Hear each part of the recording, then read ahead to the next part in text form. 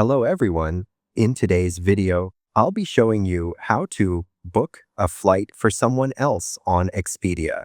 But before we start, there's a link in the description where you can grab special discounts, coupon codes, and even the Expedia deals for 2025. Without further ado, let's begin. Expedia is a trusted online travel service that lets you book flights, hotels, rental cars, and even airport transfers all from one platform. It is user-friendly, reliable, and allows you to compare different options to find the best deal. First, launch the Expedia app on your mobile device. Make sure you are logged into your Expedia account. If you do not already have one, you can quickly create a new account before starting. On the main screen, you will notice several booking categories. These include stays, flights, cars, packages, things to do, and cruises. To start booking a flight, tap the Flights option. Decide whether you want a round-trip, one-way, or multi-city flight.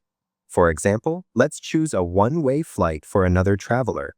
Tap on One-Way at the top of the page. Next, type in the city of departure and confirm the choice. Then, enter the arrival city or country and confirm it. After that, select the preferred travel date. Now, add the number of travelers and specify the passenger details since you will be booking on someone else's behalf. You can also select the cabin class at this stage. Once everything is filled in, tap the search button. Expedia will display a list of flight options. Scroll through to view all the available choices.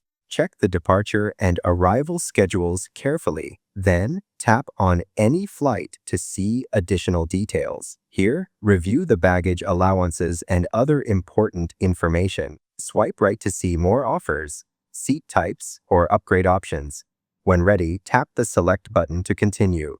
Now, review all flight details again, including fare, seat choices, and baggage costs.